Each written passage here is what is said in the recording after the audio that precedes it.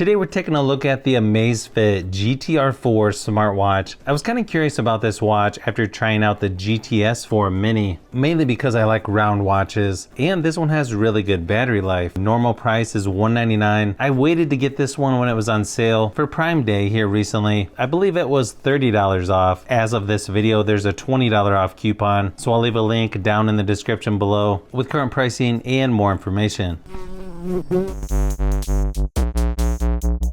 I've been testing out the Pixel Watch that Google sent over to review on the channel, and I really like what you're getting with that. Only downside so far, not great battery life. That's why I'm a little curious about this Amazfit GTR 4. They're advertising 14-day battery life compared to basically only 1 day with the Pixel Watch. And it looks like it's got a lot of features packed in. 150 plus sports modes, dual band GPS, it has Alexa built in, you can do Bluetooth calls, heart rate, blood oxygen monitor, and it's got a 1.43 inch AMOLED display. Just a quick size comparison here, you can see it next to the GTS 4 Mini. Besides the different style, you can tell the GTR 4 is quite a bit bigger than the GTS 4 Mini. Now, as far as switching out the band, you can see pretty standard style here where you just push the little pin over. Looks like it takes a 22mm band, so I might have to try a couple other bands out just to see what it looks like on here. It's got dual band and 6 satellite positioning systems. Also has smart recognition of strength training exercises, 150 plus built-in sports modes, waterproof up to 5 ATM. They've got 3 different versions you can get: vintage brown leather, super speed black, but I was more curious in this Racetrack gray version, mainly because the body is all black versus silver on the other two. It also has a BioTracker 4.0 PPG biometric sensor. They're saying this is 33% more data than the previous generation, and it's got improved accuracy.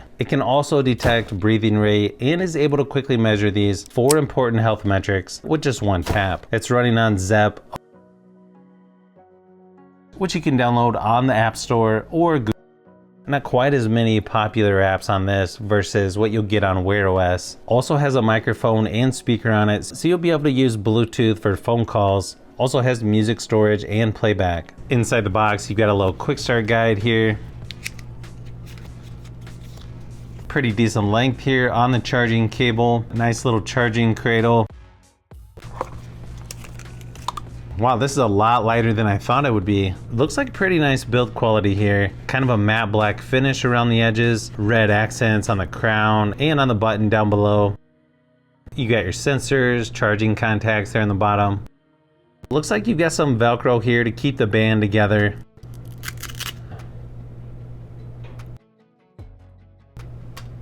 Quite a bit bigger than my Pixel Watch, which I'm okay with. I feel like the Pixel Watch is just a tad on the small side. Let's go ahead and power this on here. Once you get the watch powered on, and then you just download the Zepp app to complete the setup from there. You just hit the little plus symbol.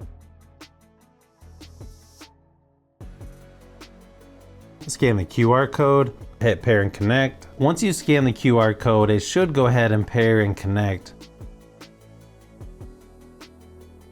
Pretty nice watch face on there. We're gonna set this up as a new device.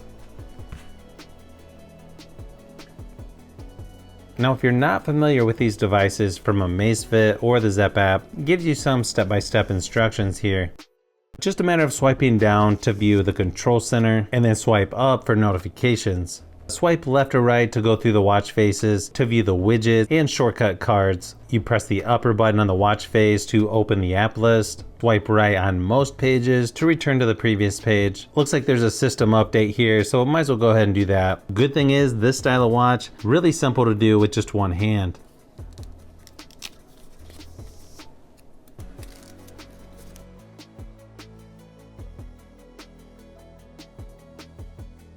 Screen on this actually looks really nice. Swipe up to get your notifications. Swipe down, you've got a few different things to choose from here. You've got battery saver mode. You can adjust the screen brightness. You can also put auto brightness on right there. You've also got bedtime mode that makes it a little more dim. Theater mode as well. It's going to reduce some of the notifications. Always on display is going to be disabled, stuff like that. So it's not interrupting you as much. You've also got a calendar, volume control. You can also adjust how long the screen is going to stay lit. Just keep in mind that's going to affect battery life depending on what you choose. You can go all the way up to 20 minutes. Then you've also got settings here. You've got watch face, Wi-Fi, Bluetooth, display, vibration, workout, preferences, battery manager. Inside system, you've got check for update, regulatory, restart, shutdown, factory reset. There's also time format. You can do 12-hour, 24-hour, or follow phone. You can also choose your watch faces right in here.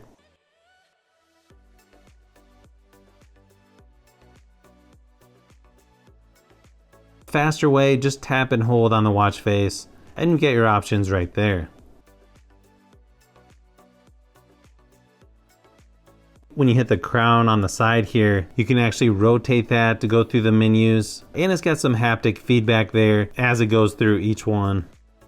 Once you tap it, you've got PAI, heart rate, blood oxygen, one tap measuring, workout history, stress, activity, sleep, phone, membership card, weather, music, alarm, calendar, settings, sun and moon, compass, barometer, cycle tracking, breathe, stopwatch, countdown, find my phone, world clock, to do, voice memos, timer, and camera remote. So just a ton of features in there. Let's try the one tap measuring real quick.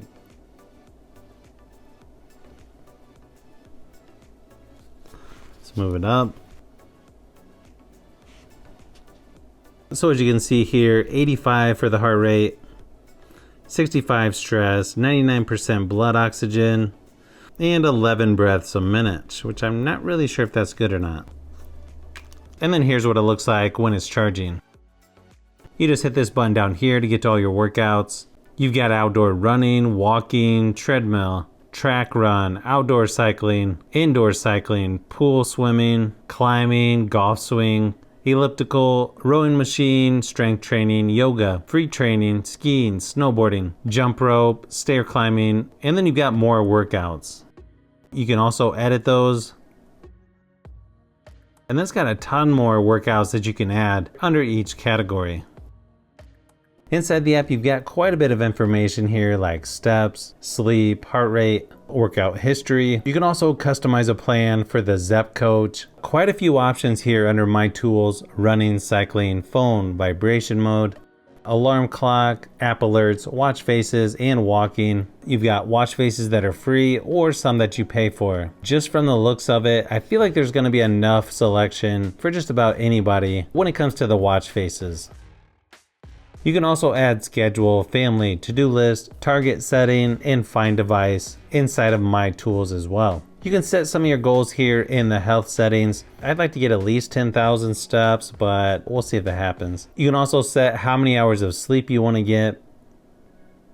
And then under your profile, it's going to show you the battery life. You've got a lot of other stuff in here. Zepp Coach, My Goals, My Route, My Records, Family, Ad Accounts, User Feedback, Smart Analysis, and more settings. You'll also see your battery percentage up there in the corner. So overall, looks like they're packing in a lot of features in this watch. So I might be using this one instead of my Pixel watch here the next week or two, just to see how it goes. And I'm curious to see how good is the battery life. Is it as good as what they're advertising? So I like the interface on here overall, almost identical to the GTS 4 Mini, but on a larger, nicer screen in my opinion. Now getting text messages or calls on this actually seem to work pretty good too. For some reason it wasn't working as good on the GTS 4 Mini. I don't know, maybe I had something in the settings wrong. Also has a lot of workouts on here. The one thing I did notice when trying to do the stair climbing, I thought it would be a pretty simple test here to just go up and down my steps, but it's like I wasn't going up high enough for it to register on here, so I'm not quite sure about that one. So far the steps on here, pretty similar to my Fitbit Versa. The sleep tracking on here seems pretty accurate as well. Again, very similar to my Fitbit Versa. Also goes into some more details on how much light sleep, deep sleep, awake, and REM. Looks like I had 0 REM sleep though. That's probably not good.